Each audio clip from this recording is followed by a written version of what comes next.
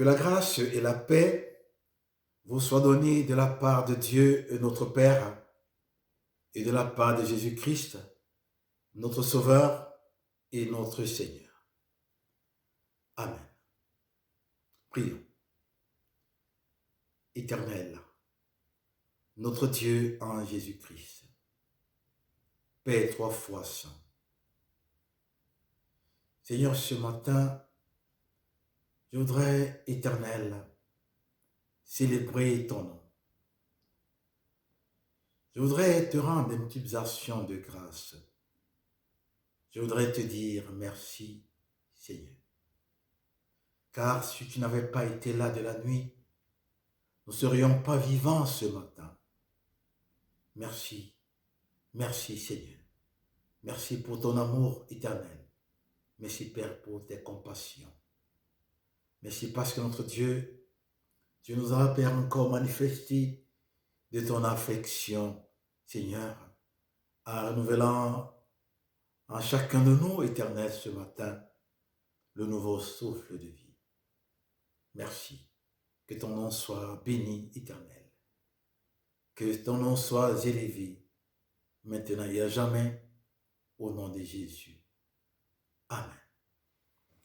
Bien-aimés, ce matin, je vais vous inviter à lire la parole de Dieu. La première lecture est tirée de l'épître aux Hébreux, le chapitre 11 et le premier verset. Là, il est écrit: Or, la foi est une assurance des choses qu'on espère, une démonstration de celles qu'on ne voit pas. La deuxième lecture est tirée de l'épître de Paul aux Romains, le chapitre 15 et le verset 13. Là, il est écrit: Que le Dieu de l'espérance vous remplisse de toute joie et de toute paix par la foi, pour que vous abondiez en espérance par la puissance du Saint-Esprit. La troisième, la dernière lecture de l'évangile de Jésus-Christ, selon Jean, le chapitre 14, du premier verset au troisième. Là, il est écrit: Que votre cœur ne se trouble point, croyez en Dieu et croyez en moi. Il y a plusieurs demeures dans la maison de mon Père. Si cela n'était pas, je vous l'aurais dit. Je vais vous préparer une place, et lorsque je m'en serai allé et que je vous aurai préparé une place, je reviendrai et je vous prendrai avec moi, afin que là où je suis, vous y soyez aussi. Père, sanctifie-nous par ta parole, car ta parole est vérité. Amen.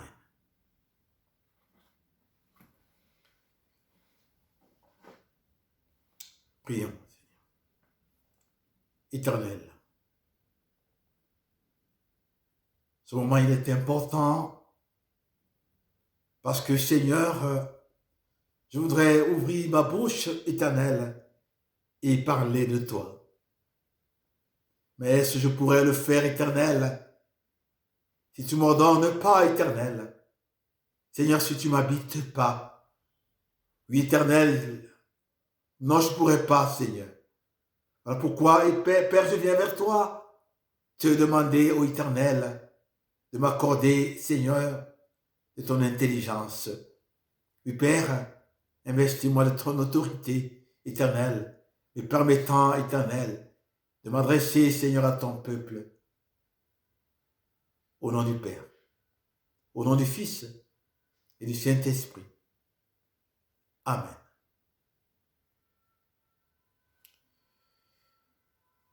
Frères et sœurs, le thème de notre prédication de ce matin, c'est l'espérance. Oui, il faudrait que nous essayions de voir en réalité ce que c'est que l'espérance. Car plusieurs d'entre nous ont souvent tendance à confondre l'espoir et l'espérance. Et la plupart pensent que ces deux termes sont identiques. Et ce matin donc, nous allons essayer de voir ce qui les différencie. Chers frères et sœurs, parlons d'abord de l'espoir. Et notons que l'espoir est humain. Bien-aimé, c'est une attente qui trouve son origine dans les aspirations les plus secrets du cœur de l'homme. Et à la fin, c'est les déceptions. On a espoir sur quelque chose, on attend, et quelques temps après, on t'annonce que ça n'a pas abouti. On est déçu. Donc on peut ici affirmer que l'espoir meurt. L'espoir ne demeure pas. Maintenant, parlons de l'espérance. Chers frères et sœurs, comprenez et gardez ceci. À la différence de l'espoir, l'espérance vient de Dieu. Oui, bien-aimé, elle vient de Dieu. Donc, elle est tout autre. Elle est cette petite voix qui nous assure que rien n'est jamais perdu. Et elle nous permet en toutes circonstances de demeurer dans la confiance de la foi et nous donne par la même occasion la force de rester dans l'amour de Dieu malgré les pires épreuves de la vie. L'espérance ne meurt pas. Oui, mais bien aimé, avec l'espérance, nous pouvons surmonter toutes sortes d'obstacles. L'espérance demeure. Chers frères et sœurs, notre planète, cette très chère planète, est aujourd'hui profondément secouée par la présence, bien-aimée, du nouveau coronavirus qui fait des ravages, qui déstabilise le système de fonctionnement de notre monde. Les uns et les autres s'interrogent sur ce sujet. Oui, on s'interroge tous les jours à ce sujet. Et la question fondamentale, oui, bien aimé, je préfère la nommer de fondamentale, cette question.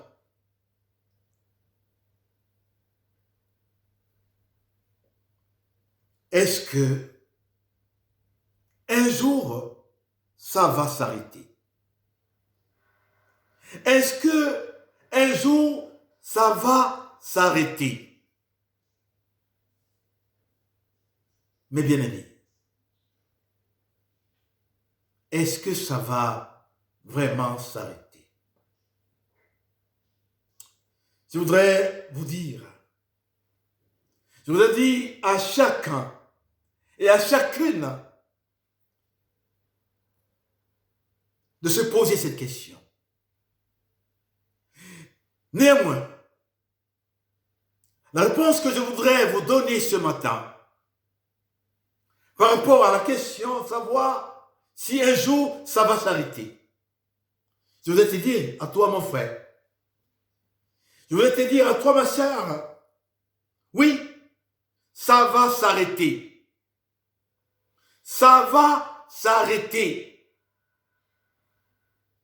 Je le dis, mes bien-aimés, avec assurance, avec certitude, avec exactitude, parce que je sais une chose. Je sais une chose. Et je me disais, je sais que mon Rédempteur est souverain. Il se lèvera le dernier. Il aura le dernier mot. Je préfère te dire, toi ce matin, toi mon frère, toi ma soeur, je préfère te dire, et je le dis ce matin, et j'insiste, ça va s'arrêter.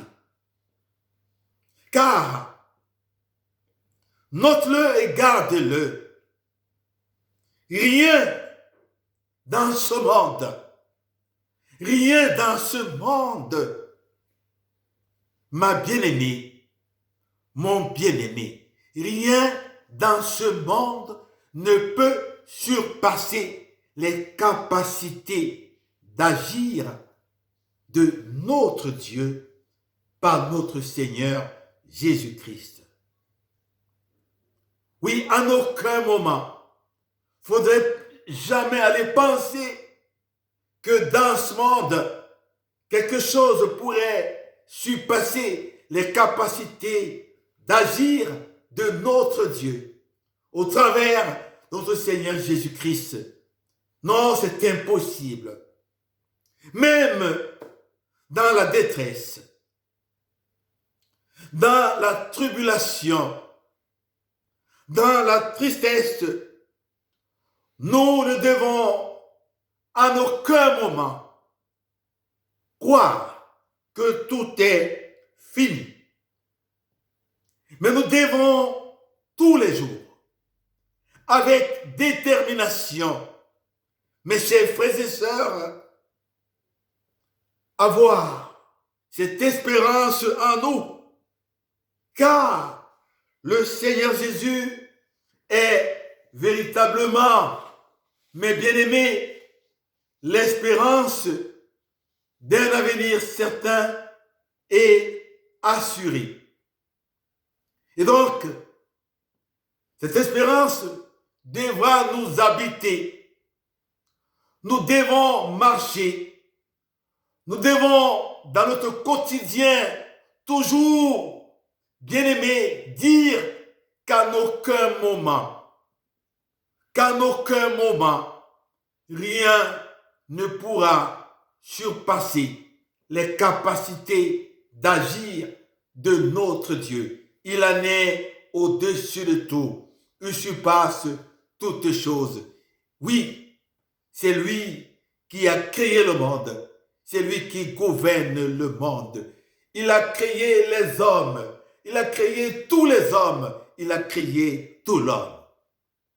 Et donc, son fils, celui-là à qui il a mis toute son affection, avait aussi dit et déclaré au dernier chapitre de Matthieu que tout pouvoir m'a été donné dans les cieux et sur la terre. Et donc, en étroite collaboration ou en étroite communion, bien-aimé, avec son Père, il saura apporter au moment opportun les réponses nécessaires à nos questionnements. C'est pourquoi, d'ailleurs, il a dit à ses disciples avec assurance, bien-aimés, avec certitude, avec joie, avec allégresse, avec exactitude, il leur a dit que votre cœur ne se trouble point. Croyez en Dieu et croyez en moi. Oui, mes bien-aimés, si une telle espérance vit en chacun de nous, cela permettrait d'avancer sûrement. Cela permettrait aussi d'y tenir ferme, d'avancer avec détermination, avec certitude. Et surtout, en avançant comme ça, mes bien-aimés, nous avons l'assurance d'obtenir ce dont nous avons besoin, ce dont nous attendons du Seigneur, notre Dieu, parce que nous avons gardé en nous cette espérance. Chers frères et sœurs, dans cette péricope de Jean 14e, Jésus, s'adressant à ses disciples, leur dit, il y a plusieurs demeures dans la maison de mon Père. Et plus loin, il leur dit, je vais vous préparer une place. Voyez-vous, plusieurs demeures dans la maison de son Père. C'est l'annonce de Jésus, c'est sa déclaration, et il ajouta, je vais vous préparer une place. Cette image nous renvoie forcément à l'ascension, à sa montée au ciel. C'est d'ailleurs ce que nous affirmons dans le symbole des apôtres. Je cite, il est monté au ciel. Il siège à la droite de Dieu. Oui, c'est exactement cela. Il y a quelques jours, nous nous souvenions de sa montée au ciel. Donc, l'ascension. Et voilà, en parlant donc de l'ascension, il y a quelques jours, et puis, je voudrais que nous comprenions ceci, puisque aujourd'hui, il est question de parler de l'espérance. Vous savez, il est parti. Il était avec ses disciples physiquement, on le voyait. Maintenant, il est parti. Donc, qu'est-ce qui reste aux disciples? Qu'est-ce qui peut soutenir? Qu'est-ce qui peut rassurer les disciples bien-aimés? C'est l'espérance. C'est avoir en eux cette espérance. Et donc, dans les Saintes Écritures, je voudrais aussi que vous gardiez cela.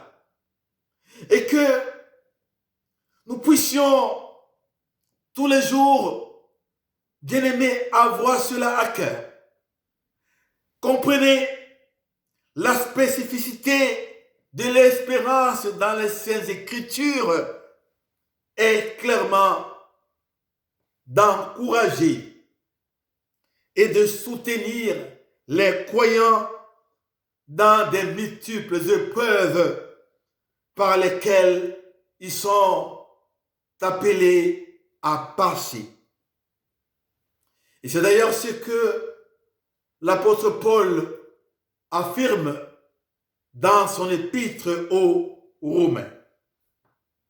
Ainsi, orientons-nous toujours vers Jésus, ayons le regard fixé vers lui.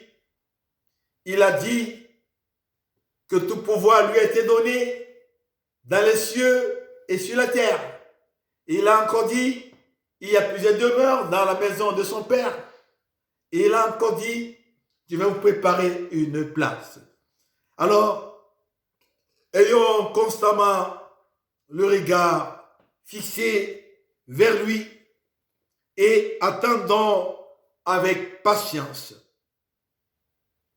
En tant que croyants,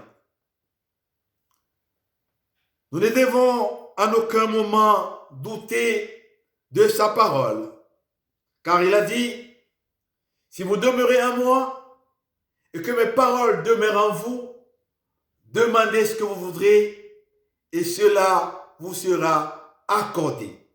Ayons cette espérance.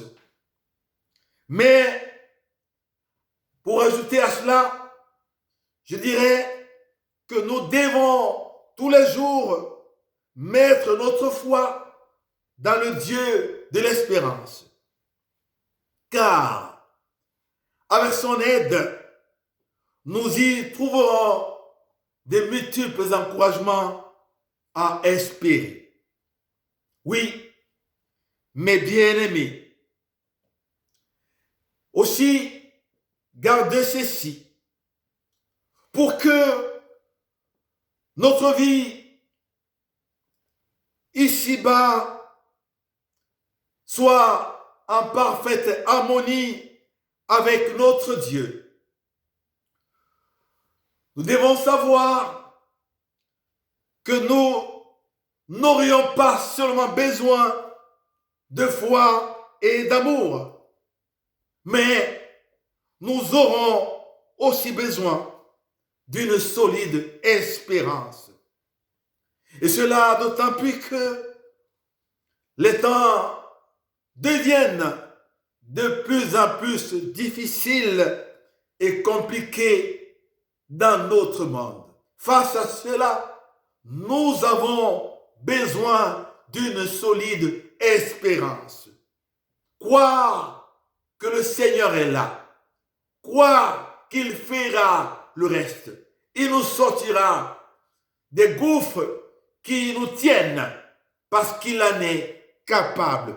Et rien, comme je le disais déjà, ne peut en aucun moment et surtout pas surpasser les capacités de notre Dieu. Rien ne peut aller au-delà de notre Dieu. Il en est au-dessus de tout. Il tient le monde entier. Il est le maître du temps et le maître du temps. Ainsi, je vous exhorte ce matin, les uns et les autres, à tenir ferme et à croire que demain sera le plus beau jour. Car l'espérance que nous possédons en tant qu'enfants de Dieu n'a rien à voir avec ces espoirs incertains. Nous l'avions dit, l'espoir meurt, mais l'espérance demeure. Oui, l'espoir meurt, mais l'espérance demeure. Nous devons garder permanemment cela dans notre cœur. Nous devons se le dire et intégrer quotidiennement cette notion dans notre système de fonctionnement. Oui, cette main donc, ce matin, affectueuse de Dieu est une issue qui offre la véritable consolation et ça nous rassure. Car toutes celles et tous ceux, mes bien-aimés, qui gardent cette espérance verront la gloire de Dieu. Alors, n'abandonnons pas, mes chers frères et sœurs, notre confiance. Ne l'abandonnons pas, accrochons-nous sur notre Seigneur. Laissons-le nous guider.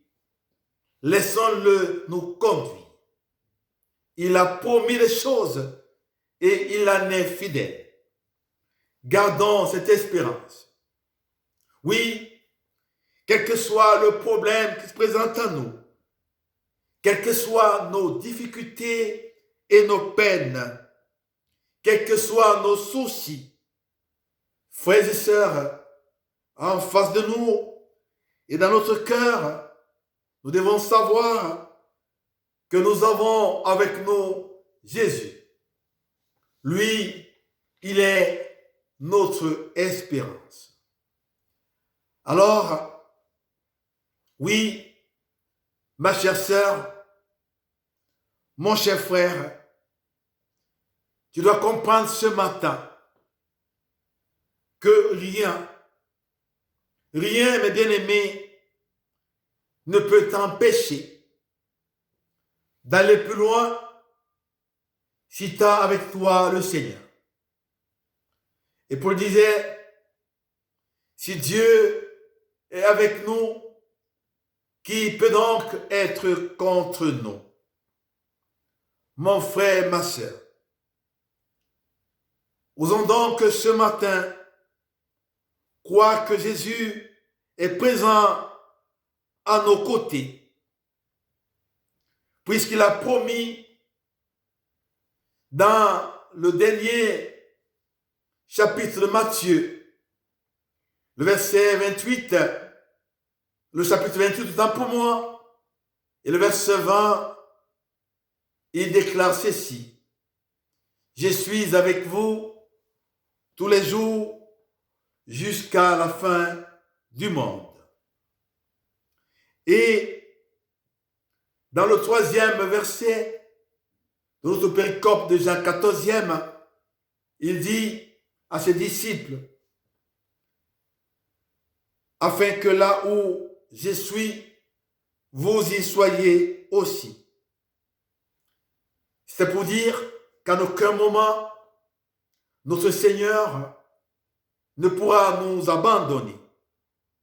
Et surtout, cette insistance dans le profond désir du Christ de nous avoir avec lui est assurément porteur d'espérance.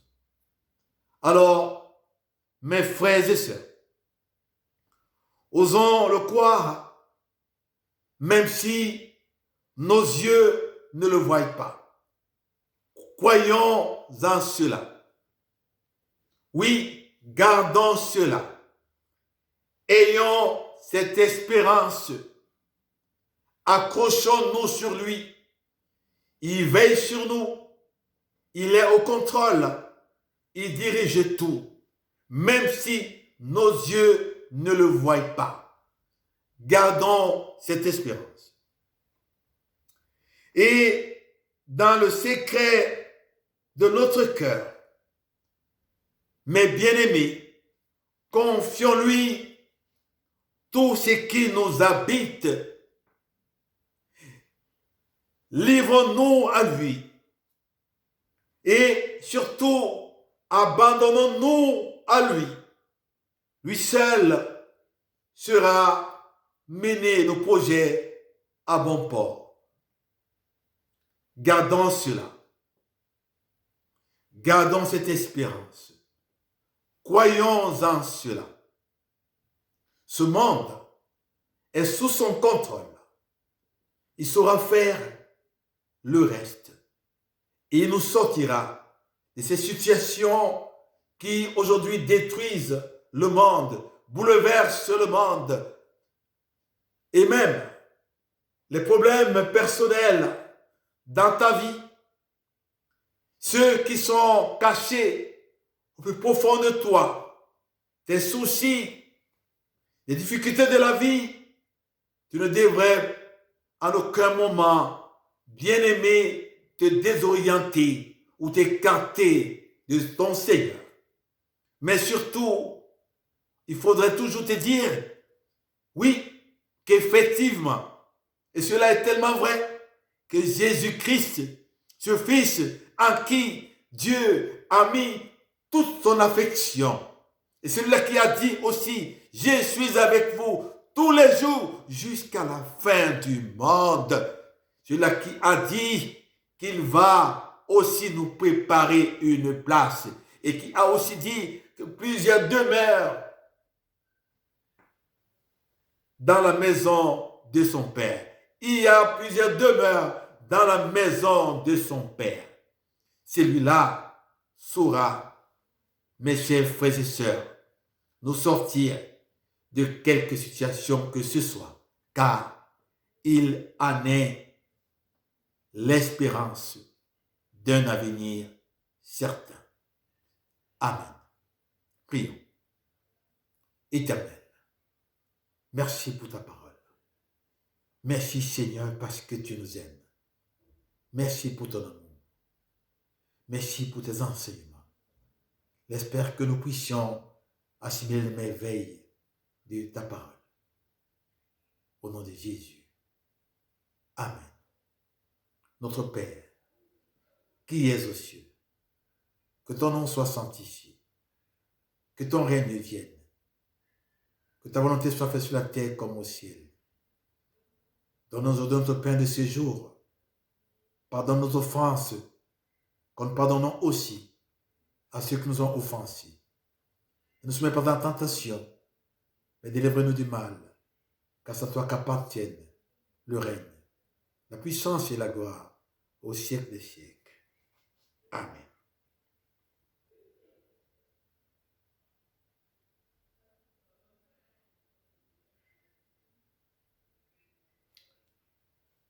Que la paix de Christ à laquelle vous avez été appelés soit avec vous maintenant et à jamais, au nom du Père, au nom du Fils et du Saint-Esprit. Amen.